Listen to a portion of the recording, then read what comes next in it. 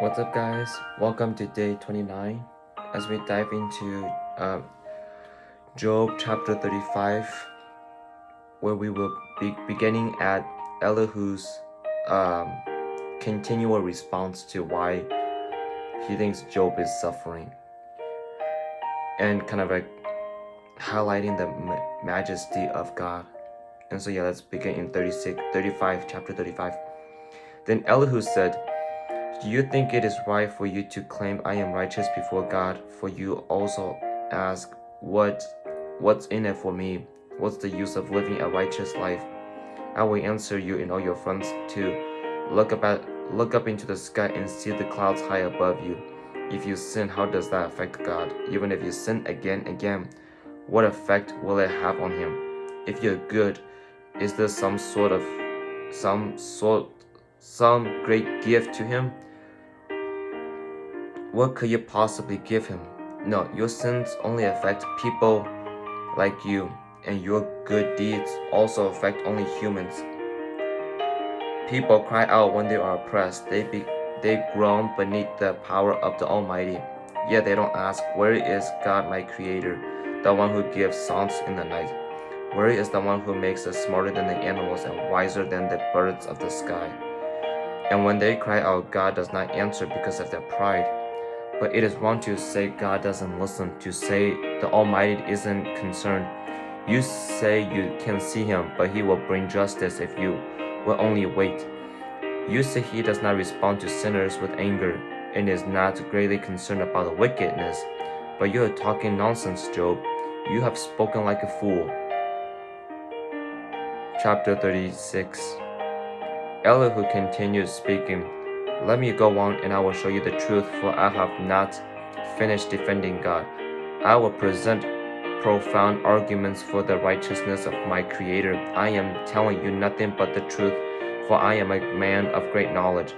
God is mighty, but he does not despise anyone. He is mighty in both power and understanding. He does not let the wicked live, but gives justice to the afflicted. He never takes his eyes off the innocent, and he sets them on thrones with kings and exalts them forever. If they are bound in chains and caught up in the web of trouble, he shows them the reason. He shows them their sins of pride. He gets their attention and commands that they turn from evil. If they listen and obey God, they will be blessed with prosperity throughout their lives. All their years will be pleasant, but if they refuse to listen to him, they will cross the river of death, dying from lack of understanding, for the godless are full of resentment. Even when he punishes them, they refuse to cry out to him for help. They die when they are young, after wasting their lives in immoral living. But by means of their suffering, he rescues those who suffer, for he gets their attention through adversity. God is leading you away from danger, Job, to a place free from distress. He is setting your table with the best food, but you are obsessed with whether the godless will be judged. Don't worry, judgment and justice will be upheld, but watch out or you may be seduced by wealth. Don't let yourself be bribed into sin. Could all your wealth or all your mighty efforts keep you from distress? Do not long for the cover of night, for that is when people will be destroyed. Be on guard, turn back from evil, for God sends this suffering to keep you from a life of evil. Keep going on, chapter 36. Look, God is all-powerful. Who is a teacher like him? No one can tell him what to do or say to him, you have done wrong. Instead, glorify his mighty works. Sing songs of praises. Everyone has seen these things, though only from a distance. Look, God is greater than we can understand. His years cannot be counted. He draws up the water vapor and then distills it into rain. The rain pours down from the clouds, and everyone benefits. Who can understand the spreading of the clouds and the thunder that rolls from the heavens? See how he spreads the lightning around him and how it lights up the depths of the sea. By these mighty acts he nourishes the people, giving them food in abundance. He fills their hands with lightning bolts and hurls each at its target. The thunder announces his presence. The storm announces his indignant anger.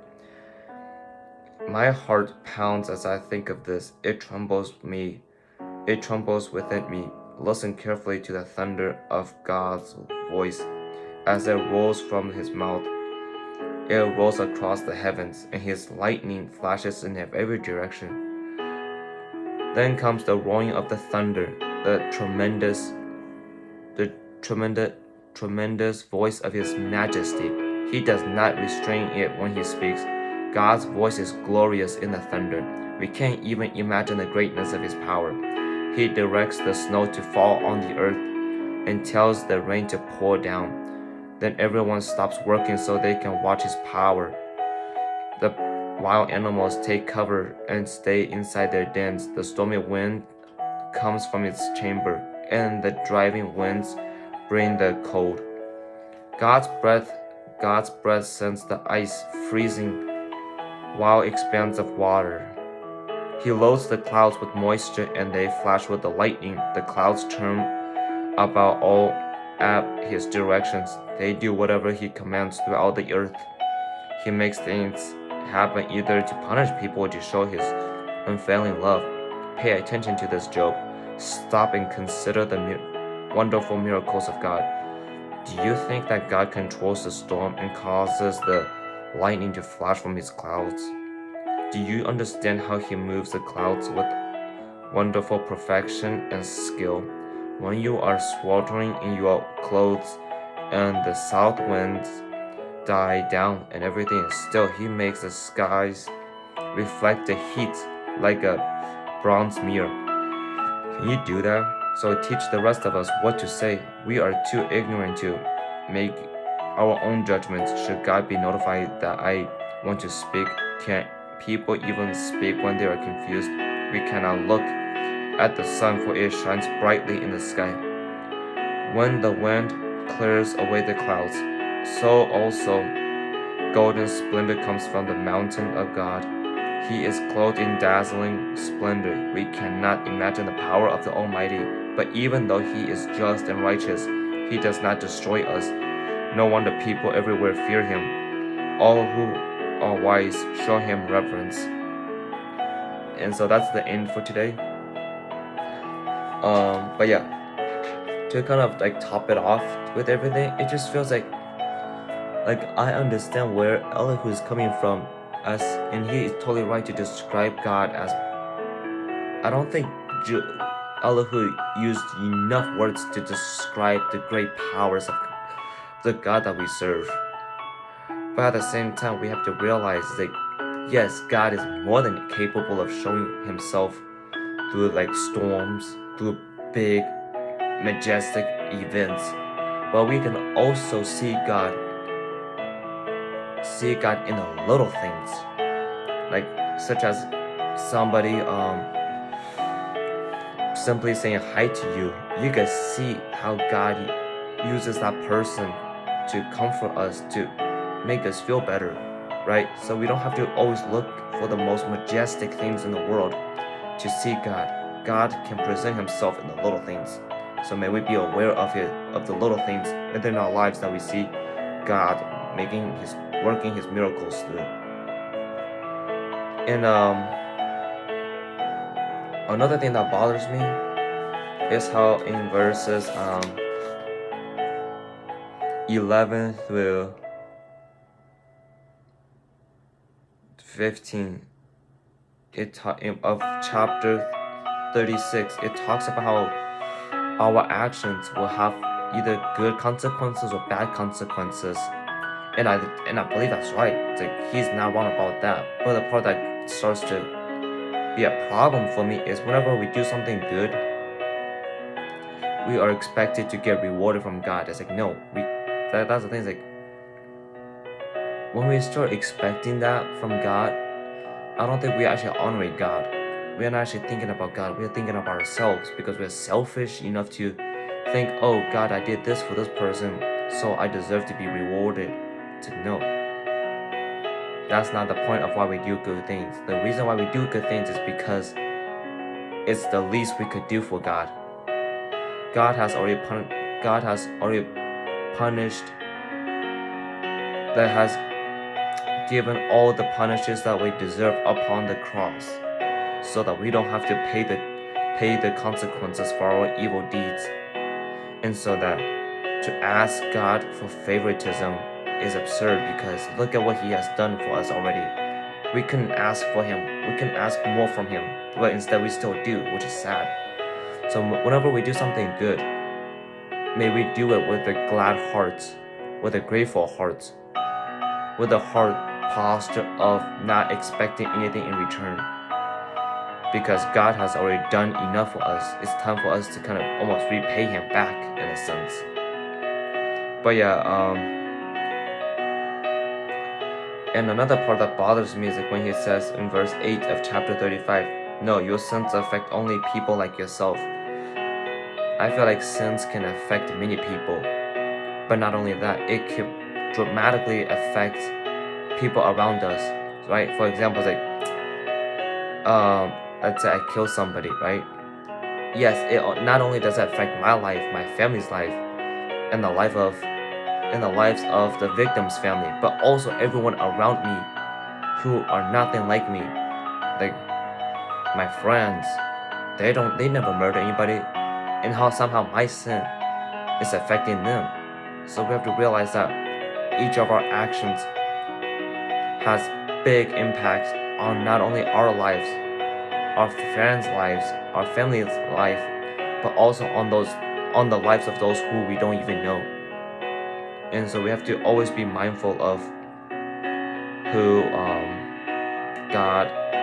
We always have to be mindful of our actions, because it affects more than just our inner circles. But yeah,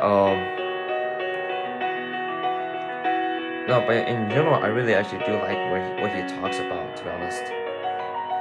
It's like, who are we to tell God, like argue with God about what is right or wrong? Because God is literally like the definition of righteousness. And so I don't think it's our place to judge God, saying God does not justice.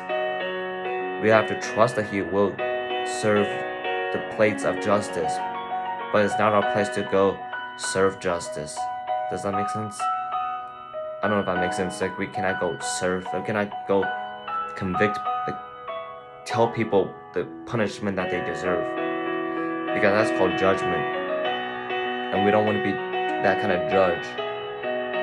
It's okay to judge righteously, meaning like you point out something to them, and they can either make the choice. You don't want to reinforce. You don't want to like force them to change. They have to change on their own will.